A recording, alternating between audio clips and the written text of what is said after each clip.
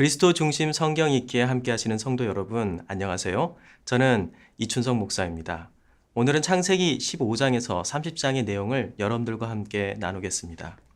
창세기 15장에서 30장은 더 큰 그림 속에서 볼 때 그 의미를 분명하게 이해할 수 있습니다.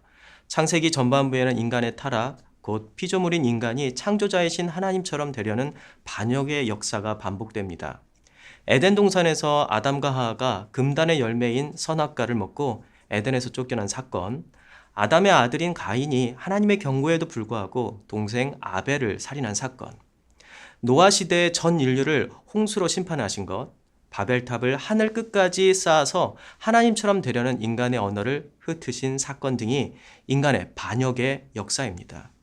그러나 하나님은 계속해서 인간의 죄와 반역의 역사를 끊으시고 인간을 죄에서 구원하시려는 노력을 멈추시지 않았습니다.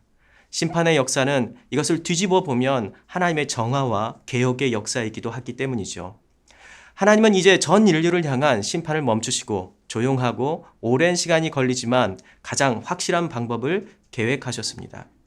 그것이 당시 대도시였던 갈대 우르에서 하란으로 이주한 아브라함이라는 이름 없는 평범한 사람과 그 가족을 부르신 사건입니다.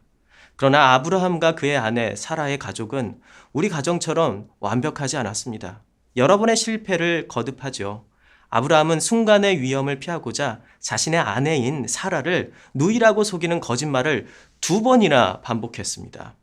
그리고 하나님이 아브라함을 하란에서 불러서 가나안으로 이주하도록 하실 때 약속한 자녀에 대한 복을 자기 뜻대로 해석하는 잘못도 여러 번 반복합니다. 그때마다 하나님은 아브라함에게 처음 약속을 반복해서 가르쳐 주셨습니다. 그러면 그 약속의 내용이 무엇인지 함께 성경을 통해 알아보겠습니다. 내가 너로 큰 민족을 이루고 내게 복을 주어 내 이름을 창대하게 하리니 너는 복이 될지라. 너를 축복하는 자에게는 내가 복을 내리고 너를 저주하는 자에게는 내가 저주하리니 땅의 모든 족속이 너로 말미암아 복을 얻을 것이라. 이 약속은 아브라함이 15장에서 자신의 종인 엘리에셀을 통해 대를 잇겠다고 할 때 다시 반복됩니다. 그리고 사라의 여종인 하갈과 아브라함을 통해 이스마엘이 태어난 후에 17장에서 또한 반복됩니다. 아브라함과 사라의 이런 행동은 이해할 만하죠. 아브라함은 99세였고 사라는 폐경이어서 의학적으로 아이를 낳을 수 없는 상태였기 때문입니다. 이렇게 자연적으로 임신할 수 없는 상태에서 아브라함과 사라는 어떻게 해서든 하나님의 약속이 이루어지게 하려는 최선의 노력을 다한 것입니다. 이런 이들의 신앙적인 열심과 열정을 하나님은 잘 알고 계셨어요. 절망 속에서도 하나님의 약속과 믿음을 끝까지 붙잡고자 하는 이들의 의지와 노력은 현재 우리 성도님들이 기나긴 코로나의 절망 가운데서도 신앙을 지키고 하나님의 약속을 붙잡고 살아가는 모습과 너무나도 닮았습니다.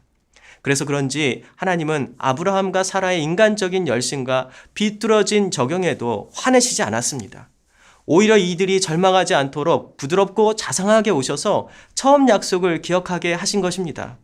그리고 믿음으로 이들을 다시 세우셨습니다. 결국 아브라함과 사라는 열국의 아버지와 어머니라는 이름에 걸맞게 멸망이 예정된 소돔과 고모라 성의 중재자이자 구원자로서 하나님과 마지막까지 의인 10명을 애타게 찾았습니다. 그리고 의인 10명이 없어서 소돔과 고모라는 멸망하게 되죠. 아브라함은 100살에 사라와 함께 하나님이 약속한 아들 이삭을 얻습니다. 이삭이란 이름은 웃음, 기쁨이란 뜻이죠. 하지만 기쁨도 잠시 하나님은 아브라함에게 이삭을 제물로 드리라는 그런 명령을 받습니다. 하나님은 아브라함을 시험하셨던 겁니다. 성경에서 시험이라는 단어가 최초로 나온 사건이 바로 이 사건입니다. 아브라함과 사라는 절망합니다. 그러나 아브라함은 이들의 반역과 실수에도 불구하고 자신들을 버리지 않는 오히려 격려하시고 첫 약속을 다시 기억하게 하신 하나님을 믿었습니다. 아브라함은 하나님께서 언약의 성취로 주신 이삭을 어떻게 해서든 살리실 것이라는 믿음이 있었던 것이죠. 이 믿음으로 그는 모리아의 산을 향해 이삭을 데리고 올라갑니다. 하나님은 아브라함의 그 믿음에 응답하십니다. 하나님께서는 산 위에 이삭을 대신할 순양을 제물로 이리 준비해 놓으셨습니다. 네덜란드의 화가였던 렘브란트는 아브라함이 이삭을 제물로 드리는 이 장면을 1635년과 1636년에 걸쳐 2번에 걸쳐서 그렸습니다.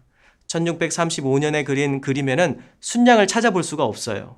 그러나 이듬해 그린 1636년에 그린 그 그림에는 순양이 선명하게 그려져 있습니다. 이것은 렘브란트가 순양이 무엇을 의미하는지 분명하게 알고 있었다는 것을 의미합니다.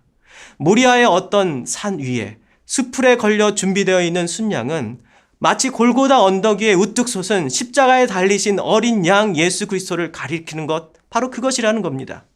성부 하나님은 우리를 대신해서 자신의 아들을 순양으로 준비하셨습니다. 그 십자가에는 죄인인 제가 달려야 했죠.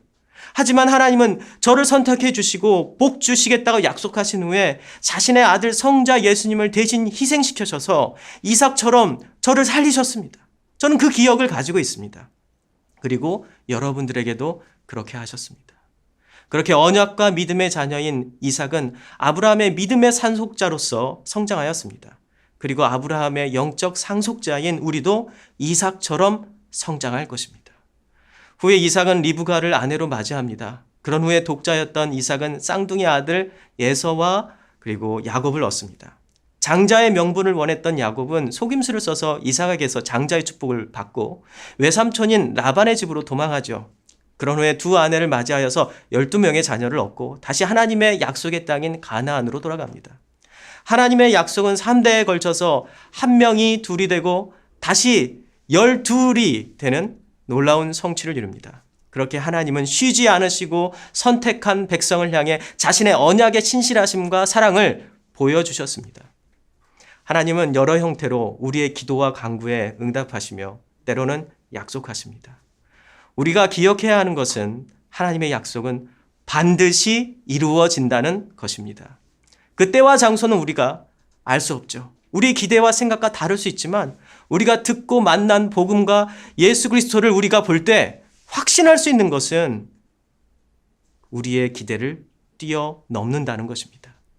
언약에 신실하시며 준비하시는 여호와 이레의 하나님을 우리는 믿습니다. 아멘.